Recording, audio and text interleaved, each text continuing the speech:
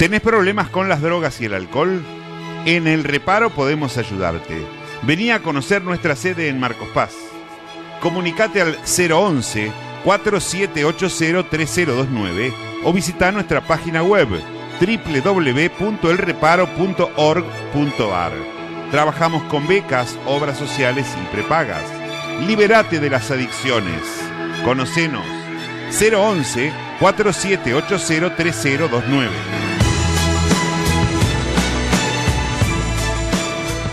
Hablamos del Reparo. La semana pasada establecíamos contacto con el licenciado Ariel Pérez Laprade en su carácter de director asistente del Reparo, y nos pareció interesante indagar un poco en algún testimonio que pudiera destacar o que pudiera describir cuál es la acción de esta institución, el Reparo, de la que venimos hablando todos los días en la radio. Estoy en contacto con la señora Mónica, a quien saludo con mucho respeto. Buenos días, Mónica. Alfredo Martínez la saluda desde Navarro. ¿Qué tal, Alfredo? Buenos días. ¿Cómo está usted? Bien, muy bien, muchas gracias. Bueno, ha sido muy amable en atendernos. Queremos que, si es tan amable, nos deje su testimonio, nos cuente su vínculo con el Reparo, cómo es su historia, qué es lo que puede y quiere contarnos. Bueno, muy bien, cómo no. Yo me relaciono con el Reparo cuando descubro que mi hijo consume drogas. Conocía en realidad por nombre al Reparo, sabía que estaba, una de las sedes estaba acá en la zona en donde yo vivo, en San Miguel, pero nunca había ido, no lo conocía personalmente. Y en el momento de descubrir que mi hijo era adicto a las drogas, bueno, inmediatamente acudí a la comunidad, fui en busca de ayuda. ¿Se puede, así como usted dice, hacerlo inmediatamente o hay un proceso anterior? No, es inmediatamente. Ajá. Yo llamé por teléfono, busqué el número de teléfono en internet, en la página del Reparo, expliqué lo que estaba pasando con mi hijo y me dijeron que me acercara en el momento que yo quisiera, y bueno, después que terminé de hablar fui, me recibieron, me hicieron algunas preguntas con respecto a cuánto hacía que mi hijo consumía, si yo sabía, cómo me había enterado y ese tipo de cosas, y bueno, comencé a participar de los grupos de padres. Y bueno, empecé primero a entender que esto es una enfermedad. Uh-huh. Y bueno, y después empecé a darme cuenta de los errores que yo había cometido. Ajá, mire usted. Los errores que yo había cometido en la educación, en la formación de mi hijo, ¿no es cierto? Entonces, desde ahí, desde empezar a darme cuenta de esas cosas, por los testimonios, por las asambleas, por las experiencias que tienen los padres que tienen más tiempos en la comunidad, entonces desde empezar a ver los errores cometidos y lo irresponsable que yo había sido en muchos aspectos en la formación y en la educación de mis hijos, empecé a modificar determinadas actitudes que yo tenía. Mónica, ¿y se pueden precisar esas características que usted está señalando con tanta claridad y autocrítica? Sí, por supuesto. Yo fui muy permisiva con mis hijos, no le ponía límites. El límite es algo fundamental. En esta enfermedad, la falta de límites es una de las principales características. Es como un impulsor, ¿no? Sí, exactamente. Quitarle las responsabilidades, bueno, no dejarlo ser, en realidad. Bueno. En definitiva es no dejarlo ser. Prepararle todo lo que tiene que hacer en un día, lo que no sé, despertarlo para que se levante, cosas que habitualmente cualquier persona responsable lo hace sola y no necesita de otro. Entonces, había como una especie de sobreprotección. sí, sí, por supuesto, sobreprotección, y mucha codependencia, que es otra de las cosas, que caracteriza a la enfermedad, ¿no es cierto? Entonces, bueno, y una de las cosas, por ejemplo, que tuve que me indicaron en el reparo que tenía que hacer era los límites, empezar a poner límites. Y es una de las cosas que a los padres de adictos es lo que más nos cuesta. Claro, porque ¿por dónde se empieza? Es que es tanto lo que hay para arreglar en una familia que tiene tantos problemas, ¿no? En mi caso, bueno, había muchas cosas para arreglar, muchas cosas que estaban rotas, ¿no? Un vínculo sano con los hijos, eso ya no existía en mi familia. Había violencia, muchos desencuentros, no había reuniones familiares por eventos familiares, festejos, y se habían roto muchas cosas realmente, ¿no? En donde los padres generalmente lo primero que pensamos es ¿quién arregla todo esto? Porque había tantas cosas para arreglar que a veces en alguna oportunidad hasta lo vi como que no iba a ser posible. Bueno, ¿siente uno ahí la tentación de abandonar? Mire, cuando yo llegué al reparo, lo único positivo que llevé, o sea, fui con un montón de problemas que había en mi familia y problemas míos personales. Lo único positivo que yo llevé al reparo fue un poco de fe y un poquito de esperanza. Nada más. Y eso es lo que yo deposité en los profesionales del reparo, sin conocerlos. No es mucho ni es poco, es como raro, ¿no? La verdad que viéndolo hoy es mucho. Es fundamental que uno deposite un poquito de esperanza cuando se acerca a un lugar a pedir ayuda.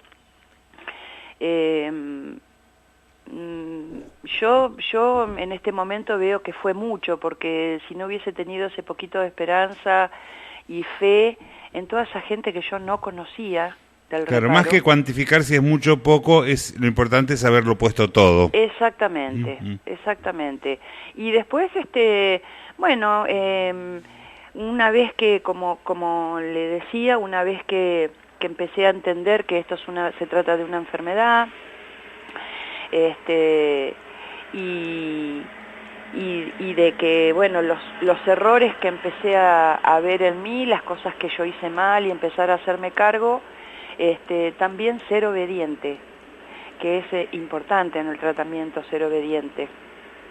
¿Ser obediente cómo se describe? ¿Cómo se define? Y ser obediente es llevar a cabo las indicaciones que nos dan los profesionales. Disciplinado con las propuestas que se nos hacen para corregir. Claro, que muchas veces las indicaciones que nos dan los profesionales, por supuesto que no nos gustan, porque tiene que ver con cambiar todo un manejo en la familia. Por ejemplo, cuando me dieron la indicación de que tenía que empezar a poner límites.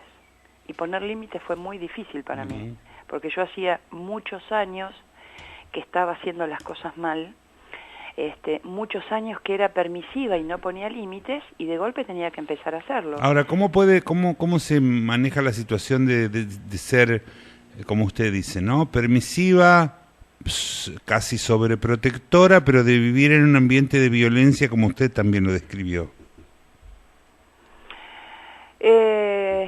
Y bueno, porque estábamos enfermos todos, y uno se queda en esa situación de violencia, de desconformidad, de tristeza, pero uno lo vive pasivamente. Claro. ¿Y podemos saber de qué nivel de violencia hablamos?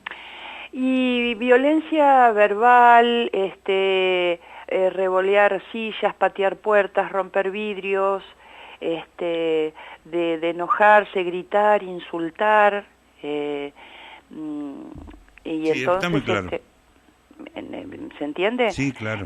Ante un no que yo le daba a mi hijo un no, entonces la respuesta de él era grito, insulto, Era y el la modo respuesta de... y la respuesta mía también Claro. era de la misma forma, ¿no? Sí, sí, pero el límite no aparecía y su hijo lo corría de un Bueno, cambio. no, el límite después empezó a aparecer cuando empecé a entender y a hacer caso a las indicaciones que me daban los profesionales del reparo, y empezar a poner límites genera miedo, porque yo ya sabía que decir no, yo ya sabía lo que venía después. Venía el insulto, el grito, la pelea, el pegar un portazo y que se rompa un vidrio.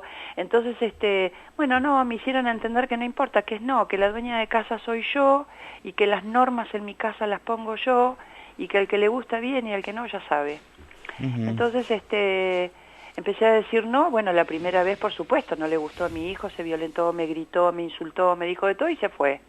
El segundo no, bueno, me gritó y se fue. Y el tercer no, fue cada vez más, cada vez había mejor respuesta del lado de él. Cada vez, perdón. Había una mejor Ajá, respuesta. de a poquito. Exactamente. Ajá. Entonces, empezó a tomar el límite. Ese que corría antes permanentemente, lo empezó a tomar ahora. Exactamente, sí. Empezó a ver este cambio, que es una de las cosas que me había dicho mi terapeuta en algún momento, que esto es como un juego de ajedrez. Vos movés una pieza y obligatoriamente el otro también tiene que mover. Y esto era lo mismo. Entonces me decía, vos ponés un límite y vas a generar algo en el otro. Entonces la otra persona va a empezar a entender y a ver, además, de que yo estaba firme en una postura, porque antes era no, pero con el acto hacía otra cosa. Y ahora él veía que lo que yo decía iba acompañado de lo que yo hacía. Ajá. Entonces, bueno, y de a poco... Qué importante, ¿no? Lo que uno dice, que se condiga con lo que piensa y con lo que hace. Exactamente, porque generalmente nos queda más lo que vemos que lo que escuchamos, ¿no es cierto? Sí, sí. Y entonces es como el que dice las madres que solemos quejarnos porque nuestros hijos son desordenados.